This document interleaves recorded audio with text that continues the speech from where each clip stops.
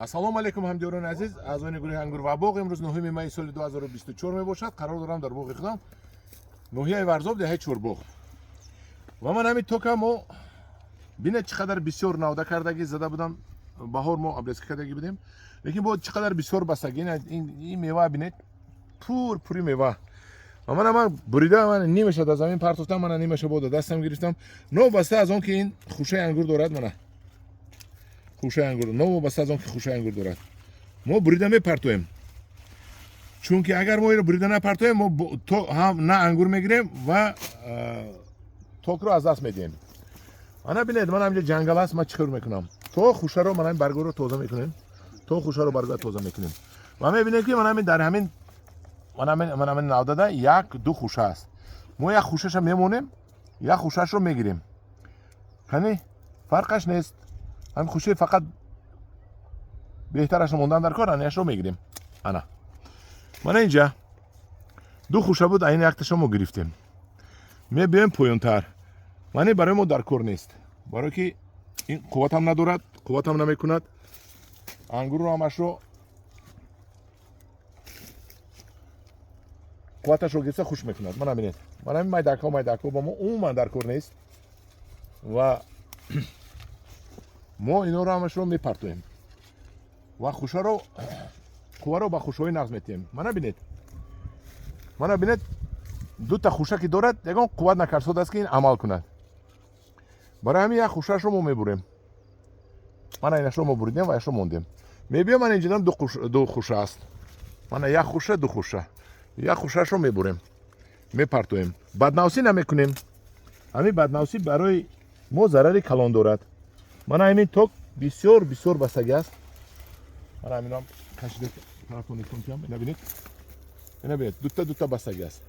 Мана якта кам мекунем. инро ҳам тоза мекунем. Мана ҳамин майда коша мегирем. Мана хушадор аст. Мана дидед, новбаста аз он ки хуша дорад надорад, раҳм намекунем. бераҳмона ҳама инро мебурем. Ман инам ду хуша дорад. Мана якта дута. Якташро мебурем. Агар мо раҳм кунем, ба ҷони ангур ҷабр мекунем. ва мебинем, мана ин чанд хуша дорад. Инам ду хуша дорад. Мана якта дута. Инашро якташро мегирем.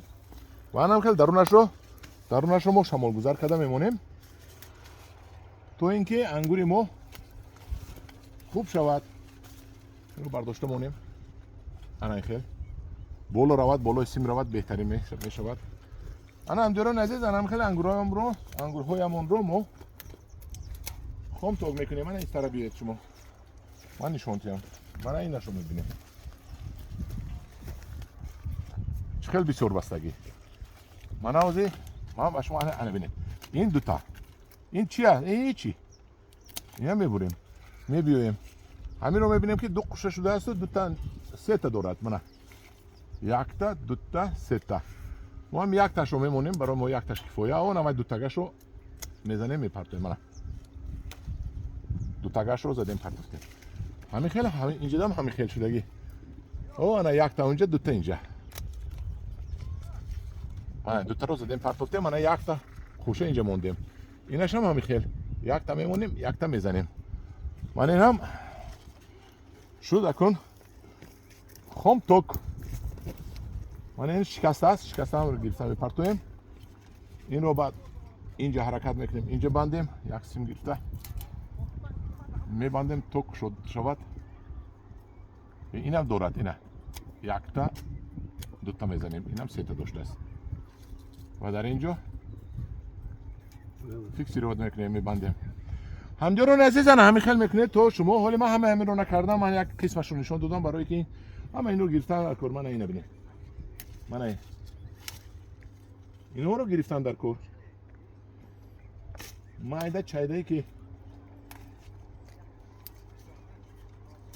ҳамин гӯстолаи мешудагӣ меган апочки биниш маълум.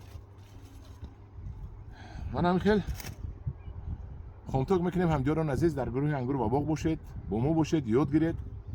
ҳамаи шумо ҷавонмард ҳастед, ангурҳои беҳтарин кунед و نوش جان کنید.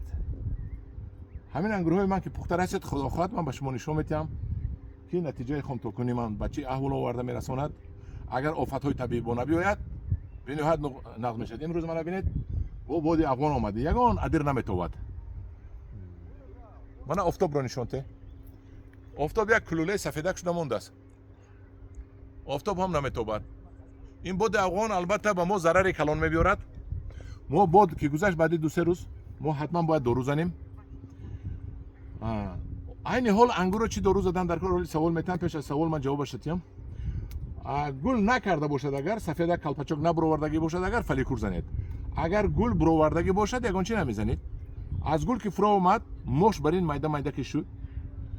دوری سکور یا ایمپاک میگیرید.